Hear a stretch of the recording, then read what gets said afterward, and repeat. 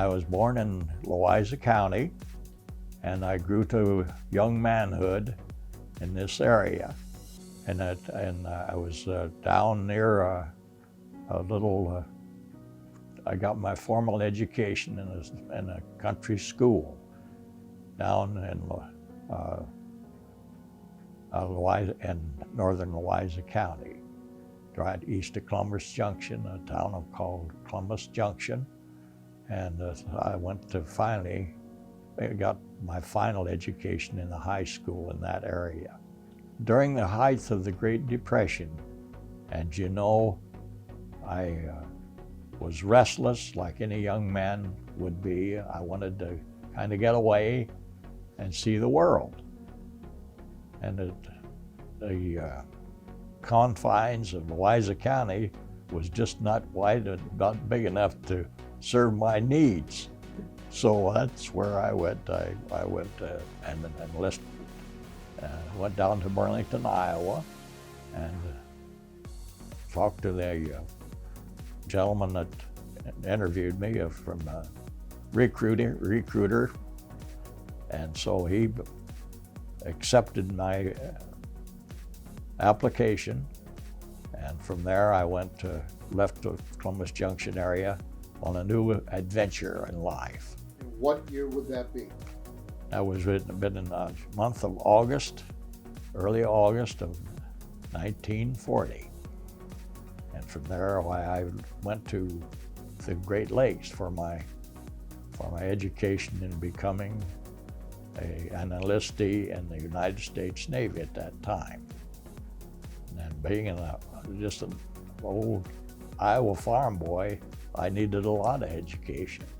At that particular time, I was not aware of what the Navy had to offer. And so I was kind of at a loss, you might say. And so I wanted to wait until I got my boot training in, and then more or less see what the Navy had to offer. And there was various schools that you could go to at that time and receive further education in the maritime end of it. My father warned me of this, and he had been a World War I veteran.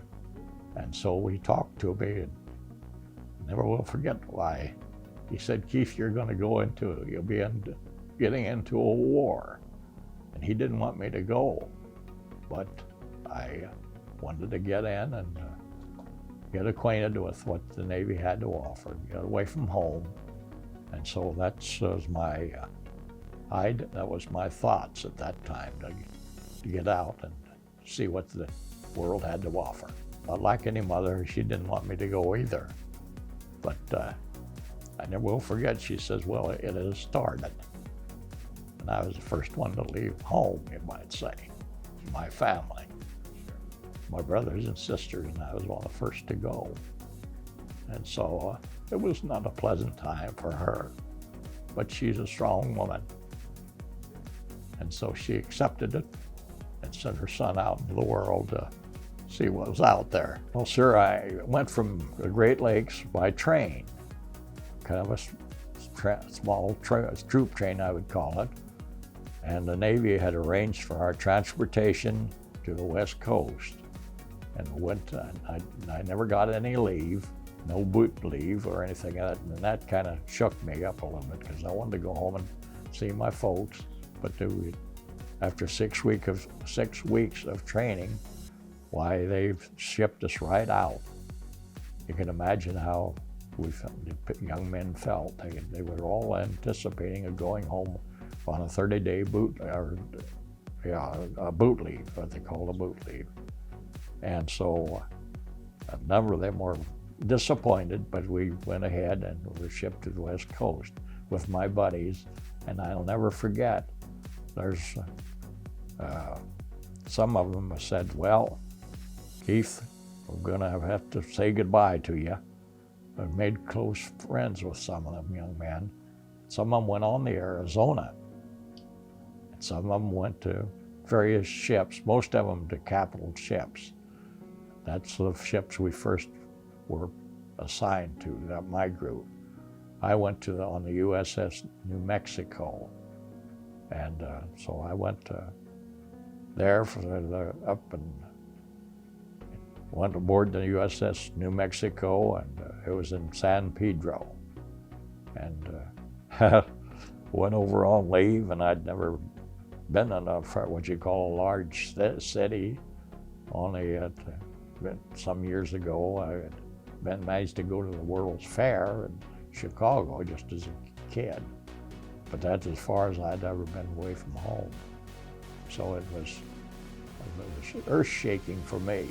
I went in at San Pedro, and it was a part of Long Beach.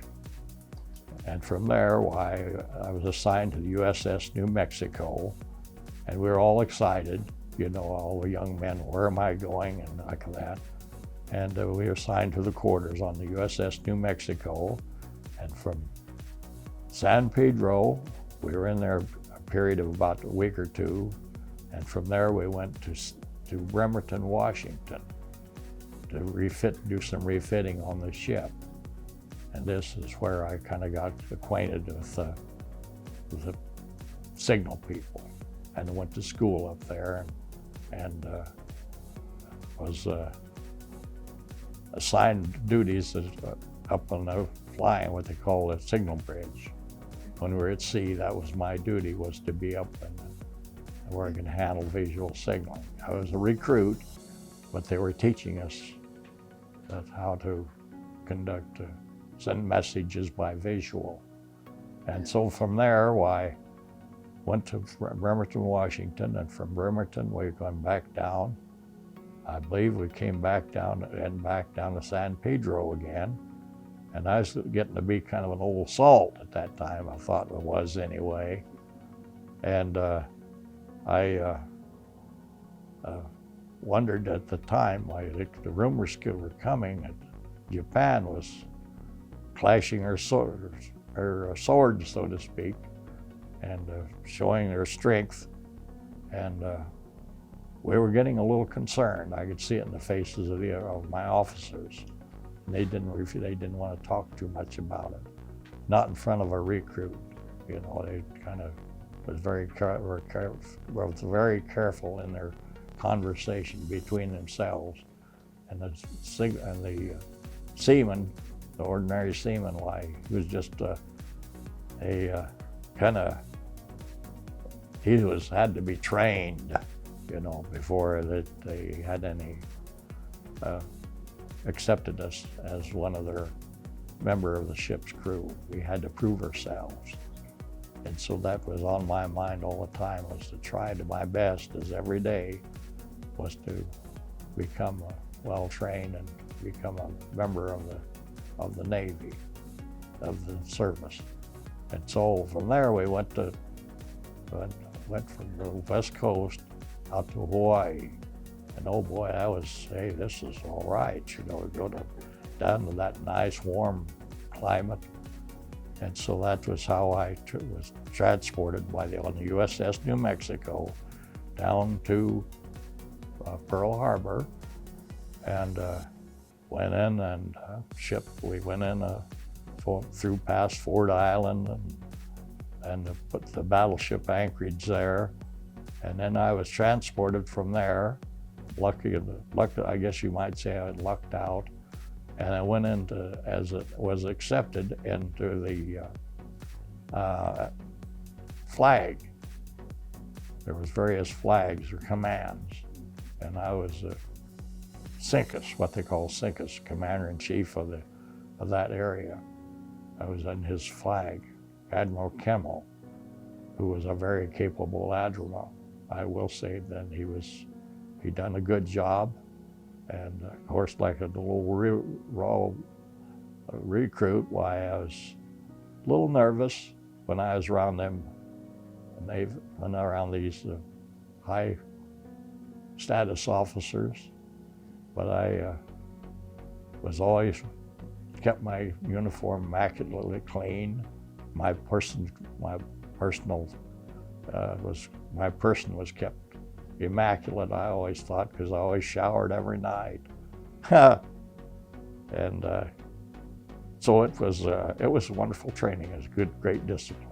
My battle station was on the USS Pennsylvania, and that morning of the attack, why I was visiting with one of my buddies at in the barracks, in this big barracks building.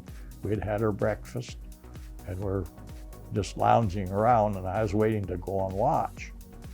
And so we were standing there visiting, and he was the driver for the captain, the commander of this barracks facility.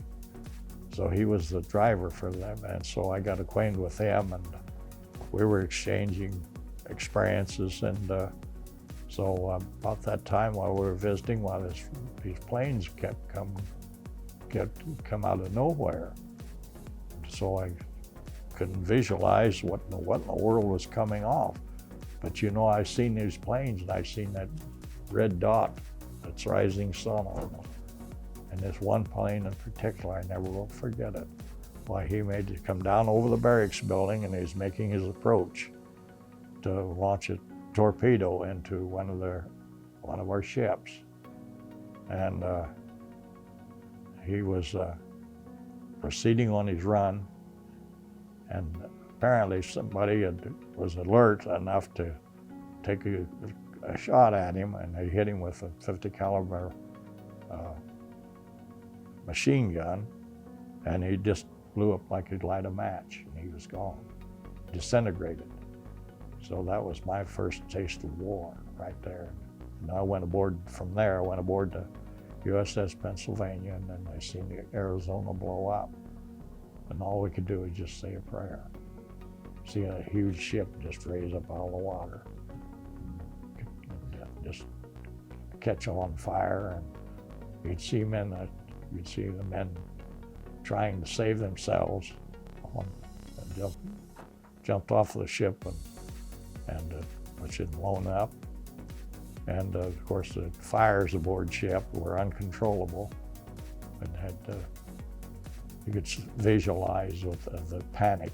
I want people to understand that if you ever view this, that at 6 o'clock in the morning we were under attack, and nothing was ever done. The message was sent in, and we were left unawares. The fleet was unawares of this coming attack on their ships. 2 hours minimum. 2 hours. Roughly 2 hours. That is correct. Meant a lot of difference. Yes, we could have had watertight integrity in the ships itself. We would have had people manning their battle stations. We'd have had ships proceeding out to sea to the safety of the open ocean. And so that's what's kind of vexing to think that we had been so unawares, and people have supposedly in command had let us, we're asleep at the switch, what it amounted to. And so I guess that's my point that I wish to make, that our leaders certainly must have had some sort of an idea of this coming event. I was 1942, late 42. I wanted to get away. I didn't want to stay there at Pearl. I wanted to go out and get those fellows. You know, that's what my purpose was. And I wanted to have some revenge, spite of, I guess you'd call it that. And so I wanted to go out with the rest of the fleet that were in action. So I went down to, believe it or not, I kept putting in what they call transfers. And they kept putting me around various stations there in Pearl. And by golly, I ended back up on that tower again.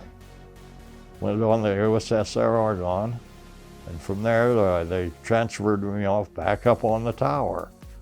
And so I was, oh my goodness, I'll do my best. But I put in for another transfer, and the chief looked at me and he said, "What in the world are you thinking, Clark?" He said, "You stay here and you're doing a good job." He said, "You better just stay with right here." But I wanted to get back out in the fleet. So I went down to New Caledonia. So we took a floating dry dock. Down, can you imagine? Roughly, I think 5,000 miles, I think it was, off the top of my head, figures. And went down to a small island called New Caledonia. And it was a French possession. And they had a deep harbor there. But the Japanese were coming down and invading these islands. And they had to, New Caledonia was on the list to go in and capture it. But we headed them off in the Battle of Coral Sea. But in the meantime, the Battle of Midway had come off, and I was still at Pearl at that time, and I wanted to go. I wanted to get aboard ship, wanted to get out there. But I missed the Battle of Midway, but I never will forget that we sank their carriers that had come in, those same carriers. Well, they came back and was really going to clean us off the slate, so to speak. But we met them with a great skill and sank them. I think it was 4 carriers, so we deep sixed them. I wanted to get back to the States. I had been out not quite 4 years since I'd been away from the United States itself. So I wanted to get back 4 years down in that particular area, and hadn't been home. So I kind of wanted to get back to see my folks. And I'll tell you, letters were very precious, very precious. My mother was very good about writing and telling about the farming act, how the farm was getting along and all. And so I wrote a number of letters at that time.